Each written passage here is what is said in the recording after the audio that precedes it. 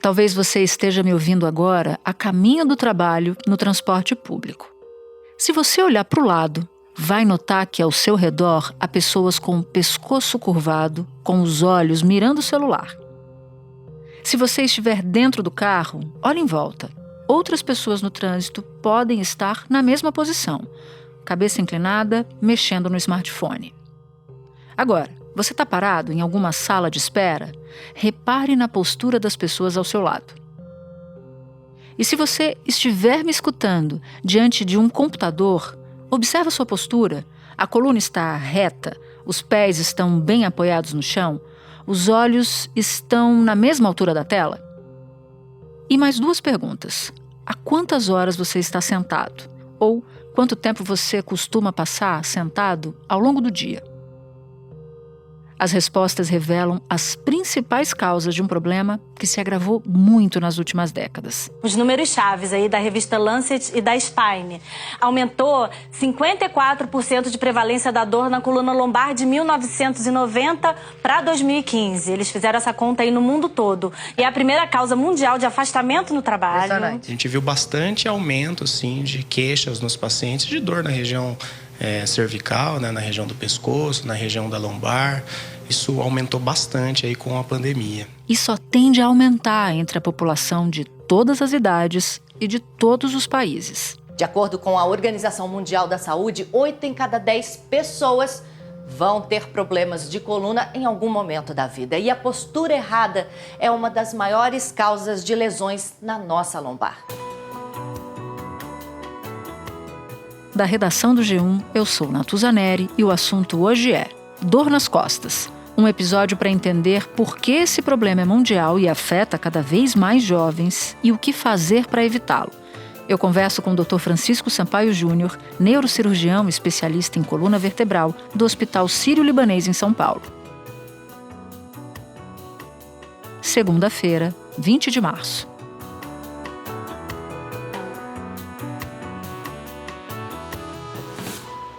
Dr. Francisco, eu tenho notado muita gente do meu convívio com muita dor nas costas e numa escala de idade maior do que eu costumava ver, ou seja, gente mais jovem com bastante dor. Dá para dizer que tem uma epidemia de dor nas costas no Brasil ou até no mundo? Olha, Natuza, no sentido figurado, sim. Segundo a Organização Mundial de Saúde, 80% da população mundial sofrerá ou sofreu de dores nas costas. Então é um número muito expressivo. Então, no sentido figurado, por não tratar-se de uma doença infecto-contagiosa, não dá para falar sobre epidemia no sentido literário, mas no sentido figurado, sim. Agora, esse cenário piorou nos últimos anos. Como é que está a situação em relação a períodos anteriores? Piorou consideravelmente. As dores nas costas provocadas por doenças degenerativas da coluna, elas se apresentavam em pacientes, normalmente em pacientes entre a 5ª e 8ª década de vida. Hoje em dia, ela se apresenta em pacientes cada vez mais jovens. 50% dos pacientes que nós atendemos aqui no consultório têm entre 20 e 50 anos de idade. O que significa que essa faixa etária que não era acometida no passado, hoje é acometida em número bem considerável. Ou seja, há um envelhecimento da população, as estatísticas mostram isso de maneira muito cabal, mas o que eu estou entendendo é que o aumento do número de casos não vem só desse envelhecimento, vem também de outras causas. E aí eu queria entrar já nessa segunda etapa da nossa conversa. Que causas seriam essas? O que está acontecendo para esses jovens ou pessoas mais jovens procurarem médicos em razão de dores na coluna? Esse aumento vertiginoso, na verdade, principalmente vem dessas novas causas. O estilo moderno de vida e as novas tecnologias fazem com que as pessoas se tornem pessoas predispostas a ter dor na coluna causada por algum processo degenerativo precoce. A dor nas costas foi a principal causa de aposentadorias por invalidez no Brasil. E além de um prejuízo para a sociedade, essa interrupção do trabalho da vida produtiva tem mesmo muito a ver com depressão. Até 50% dos pacientes com dores crônicas que duram mais de 3 meses desenvolvem depressão. O índice pode chegar a 60% entre os que têm dores crônicas nas costas. A gente vai se sentindo assim muito inútil, né? Então acaba ficando muito depressivo, mal-humorado mesmo, né? Então, você passar várias horas por dia em posição sentado, com má postura, sedentarismo, flacidez de musculatura abdominal. As crianças hoje, por exemplo, já não brincam mais de pega-pega, esconde-esconde, betes, futebol, não sobem árvore, não pulam muro, não jogam amarelinha e estão o dia inteiro numa cadeira ou num sofá, na maioria das vezes numa postura inadequada, jogando online, linkados com outras crianças em todo o mundo. Elas não saem mais de casa. Então essa geração de crianças de agora, elas vão sofrer muito mais do que a geração que está aos 20 anos de idade, que já começou a sofrer também de dores nas costas. Bom, eu sofro de dor nas costas e eu brinquei de pega-pega, brinquei de esconde-esconde, pulava muro. E hoje eu sofro de dor nas costas. O meu filho, que não faz nada disso, outro dia pedi para plantar uma bananeira, ele não sabia, ele vai sofrer mais do que eu. É isso que o senhor está dizendo. Mais e antes. Então a tua geração está sofrendo de dores nas costas na terceira, quarta década de vida. A geração atual vai sofrer na segunda, ou talvez na primeira. Eu já tenho aqui no consultório crianças com 9, 10 anos de idade com dores nas costas. Coisas que há 20 anos atrás era impensado, né? A UEL, inclusive, fez uma pesquisa, o Departamento de Fisioterapia da UEL, com 377 crianças de 5 a 6 anos e apontou que 26% delas têm sinais de escoliose. Um problema sério que pode sim começar na infância e, se não for tratado corretamente, pode comprometer até as funções do coração e do pulmão. É a chamada escoliose infantil. É uma doença que atinge a coluna e, num estágio mais avançado, pode inclusive levar a criança à paralisia das pernas. Você citou as crianças que são menos ativas hoje em dia. Como é que isso afeta o desenvolvimento muscular do corpo? O corpo humano, de uma forma geral, não foi feito para ficar parado, Natuza, seja adulto ou criança. Mas na criança isso tem uma conotação ainda mais forte, porque a criança está em fase de desenvolvimento ósseo, desenvolvimento articular e desenvolvimento muscular. Então essa fase que deveria ser de desenvolvimento adaptativo, ela não está acontecendo da forma que deveria ser. Isso traz um prejuízo ainda maior a essas crianças. Agora, aqui no Brasil, a dor nas costas, ela é um dos principais motivos de afastamento do trabalho, né? Então tem uma questão laboral aí também em jogo. Para deixar todo mundo na mesma página, o que é considerado dor nas costas? É dor na cervical? É dor na lombar? São exemplos de dor nas costas? Dá para explicar um pouco mais para quem nos ouve? Sim. Na verdade, as dores de coluna, elas podem se dividir em dores nas costas e dores no pescoço. As dores nas costas englobam as dores da região lombar, que é a parte baixa da coluna, e da região dorsal, que é a parte média da coluna, onde está o nosso tórax. As dores cervicais, provocadas por doenças cervicais, elas englobam o nosso pescoço.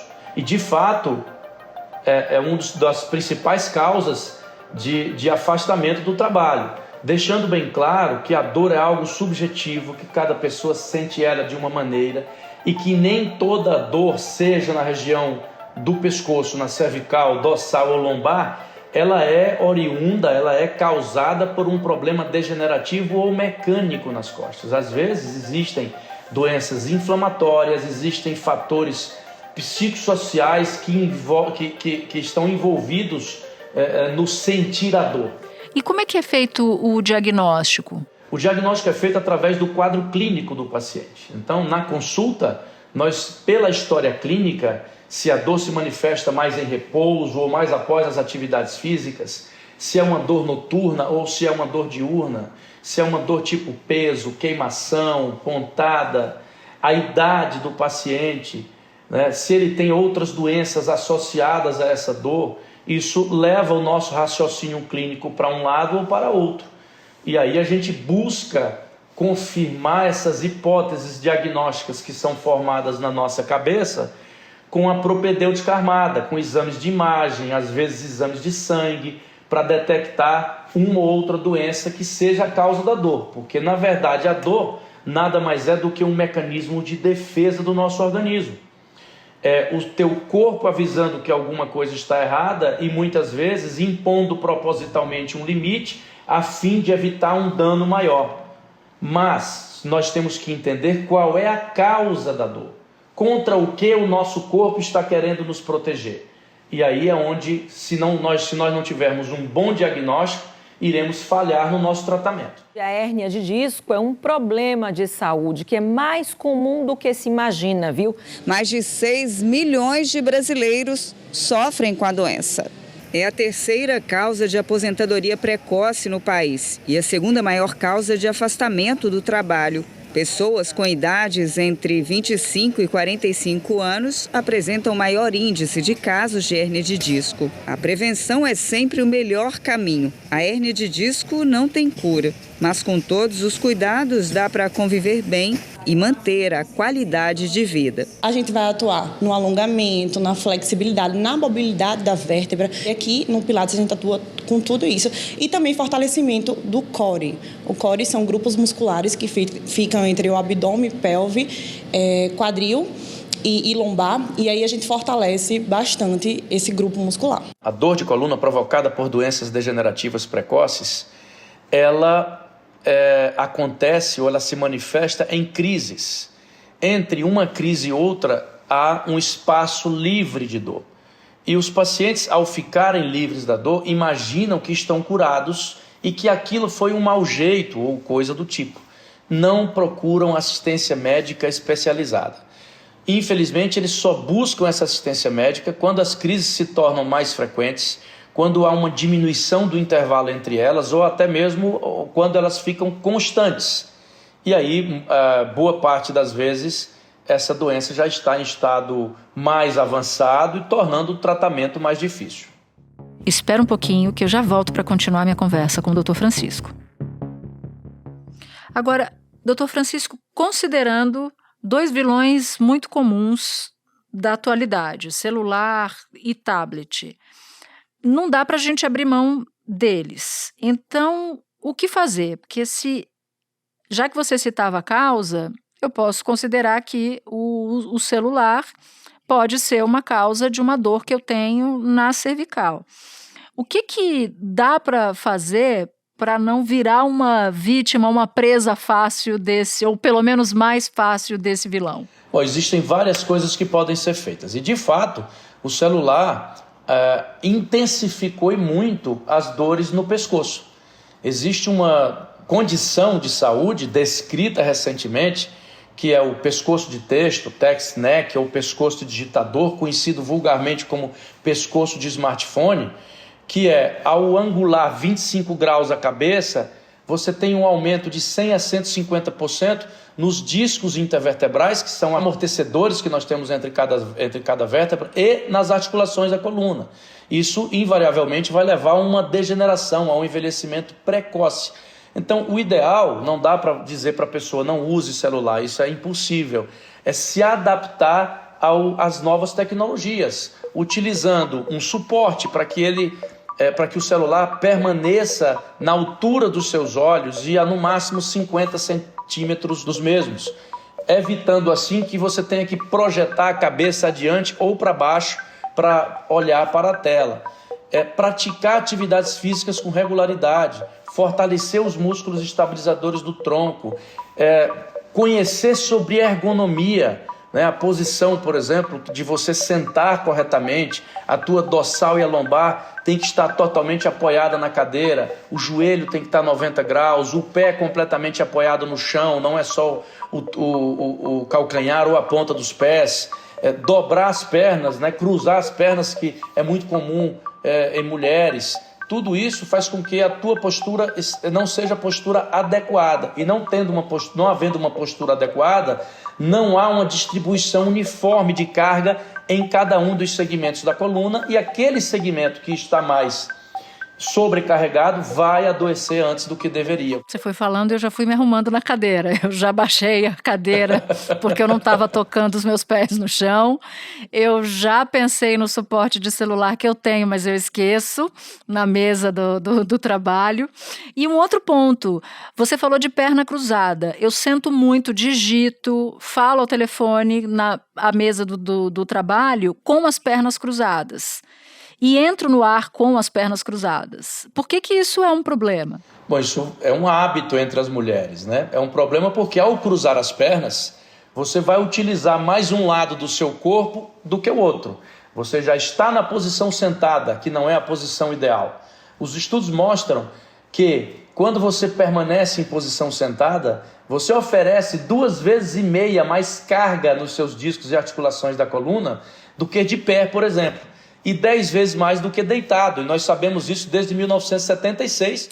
Então, idealmente, por exemplo, se eu trabalhasse de pé, ainda que digitando no computador, seria melhor para mim? Essa já é uma nova realidade, Natuz. As grandes empresas, principalmente as do Vale do Silício, que são as inventoras dessas novas tecnologias, né, e as que mais desenvolvem essas novas tecnologias, é muito comum você ver nos corredores dessas empresas pessoas com mesas volantes, mesas que se adaptam à altura do funcionário, com computador para que você digite andando pelos corredores e não mais sentado, né, o tempo inteiro.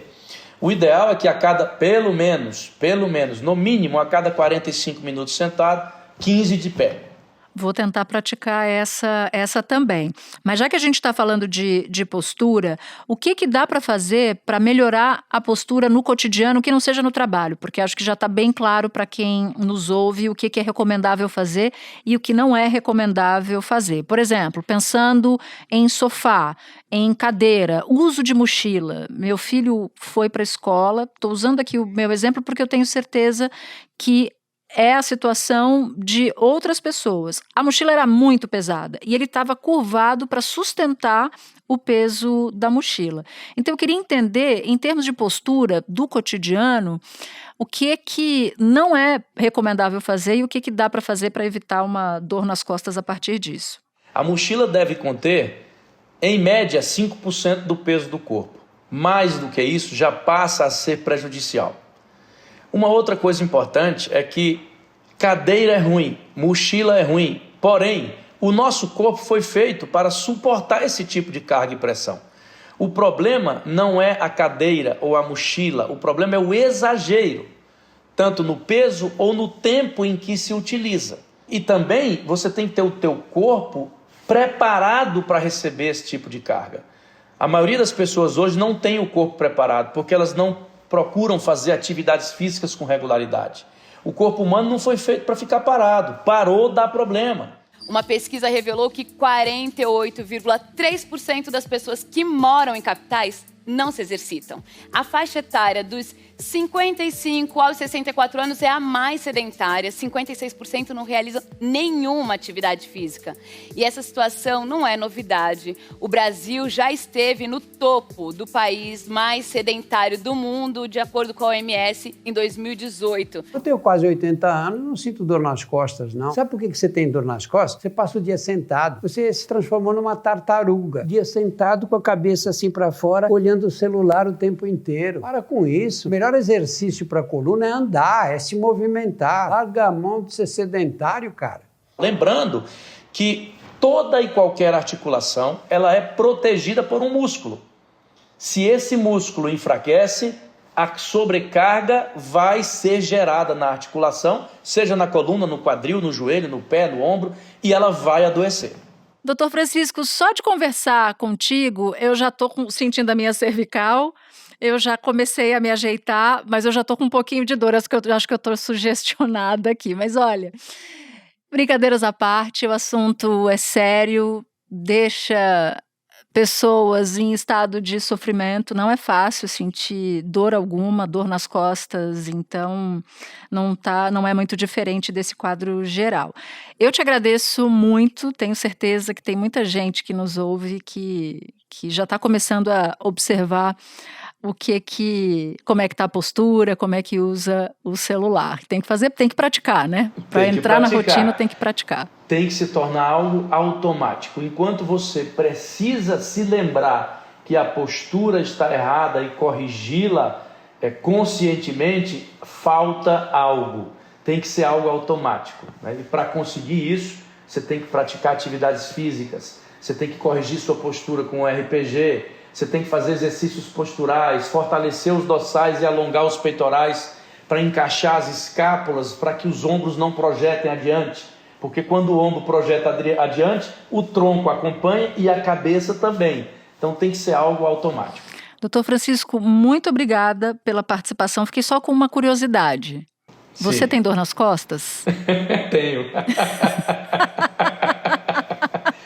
Pô, eu estou dentro da regra e não da exceção, né? E eu tenho um agravante, eu sou cirurgião. E eu que agradeço, Natuza, uma honra estar aqui podendo conversar contigo e sempre à disposição para qualquer tipo de esclarecimento. Este episódio incluiu áudios do canal Drauzio Varela e da Rádio CBN.